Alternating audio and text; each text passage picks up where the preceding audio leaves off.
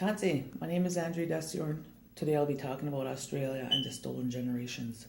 The Aboriginal people of Australia, detailing why they were placed in residential schools or boarding schools.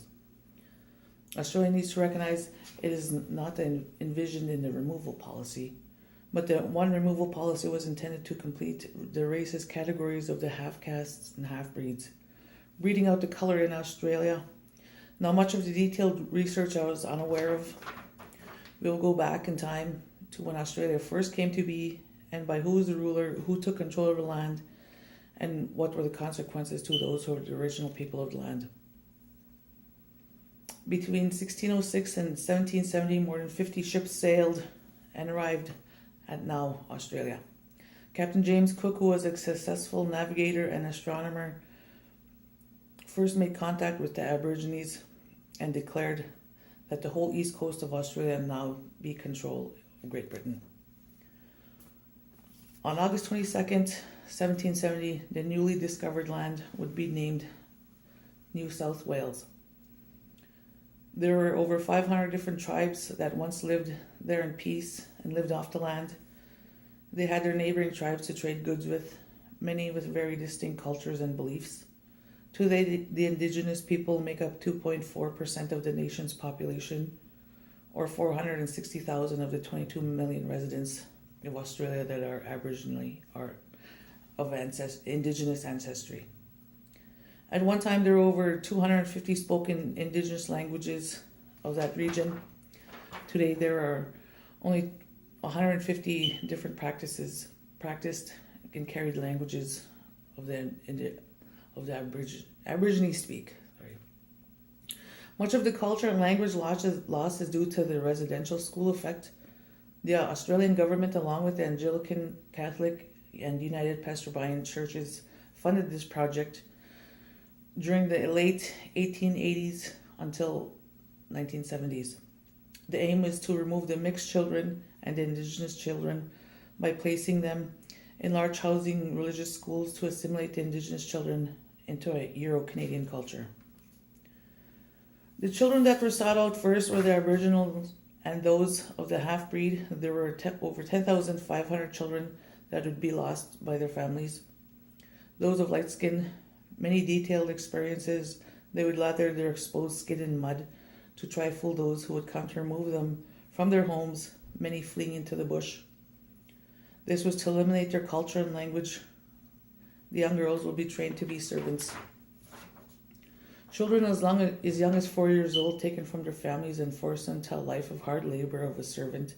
Many would go to work at dairy farms and mills. There was little time and effort put into their education. It would become embedded in legislation from 1886 when these children of mixed race would be required to leave the government reserve. The aim was to remove the Aboriginal as an observational group, along with their culture and their culture and way of life. They were not included in the census until after 1967. Judy Atkinson, a public speaker, states that there is anger across the nation that choose not to acknowledge it. It is fueled by racism, prejudice, discrimination, and poverty. I distress that is growing, not just here, but around the world. Under this anger is always grief, through lost learning, and learning is healing. The sacred healing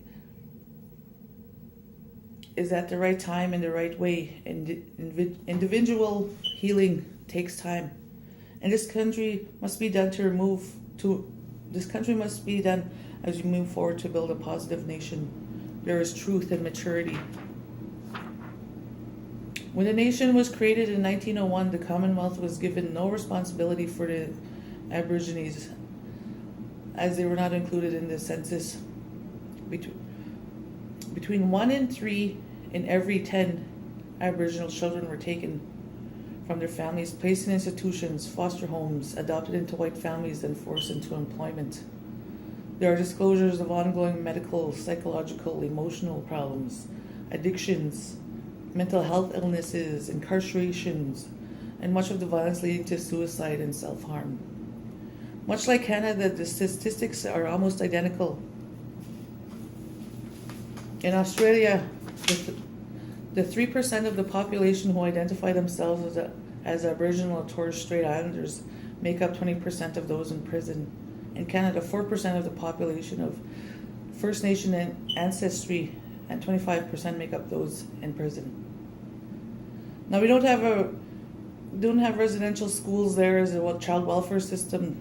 Australia's child welfare is 50% and Canada's 51%. How can two great nations fail their original people? Canada, much like a similar experience to First Nations had the residential school system. Over 150,000 children attended schools between 1870 and 1996. Today there are 87,000 known residential school survivors in Canada. Religious schools assimilate the Indigenous children into a Euro-Canadian culture experience. This is what would bind the two nations: save the child, destroy the Indian.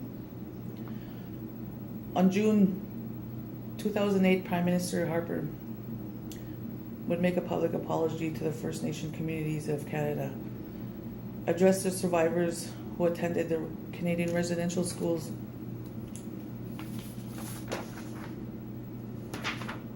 In 1997, Bringing Them Home report was first prepared by Commissioners Mick Dodson and Sir Ronald Wilson from the National Party to the separation of Aboriginal and the Torres Strait Islanders.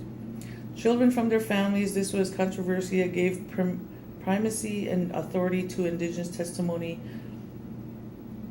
and thousands of hours of interviews were collected. Particularly shocking was the conclusion: forcible transfer of Indigenous constituted cultural genocide.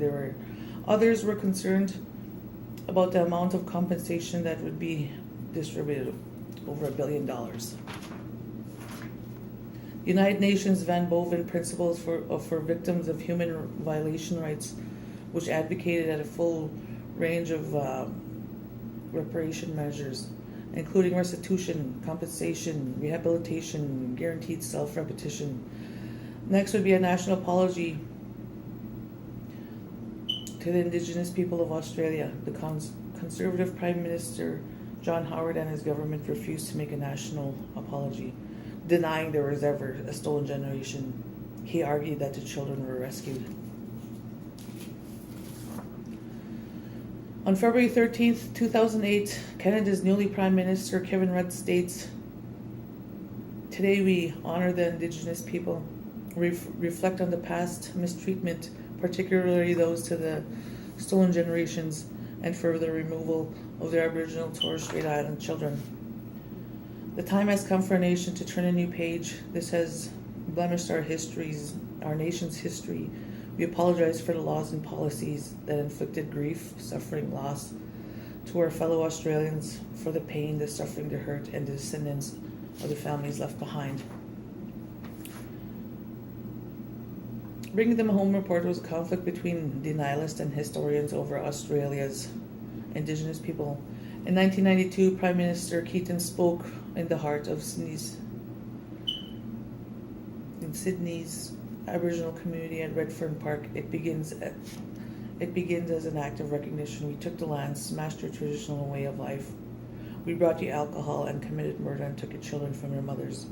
We have practiced discrimination and exclusion. Suddenly the newspapers were full of pictures and stories of Aboriginal children and the struggles they have endured. In November 2007, John Howard lost his seat to Kevin Rudd, who ran the Australian Labor Party to a victory. Mothers, fathers, brothers, sisters of the community, we are sorry, he states. We, the Parliament of Australia, respectfully request this apology to be received in the spirit of which it is offered as a part of the healing nation. In future, we take heart in resolving this new page in the history of our generation and content and how it can be rewritten. Today we take this first step by acknowledging the past and laying claim to the future as embraces all Australians. A future where Parliament resolves that his injustices over the past never happens again, a future where we harness and determination of all Australian Indigenous and non-Indigenous to a close gap that lies between us and life. Education and economical development opportunity, unquote. Now it would be a day of emotions for the Indigenous and non-Indigenous people to witness this long-awaited statement. Tears of joy, tension, relief fill the air of hopes and prosperity moving forward for a healthy and brighter future for the Australian people. Thank you.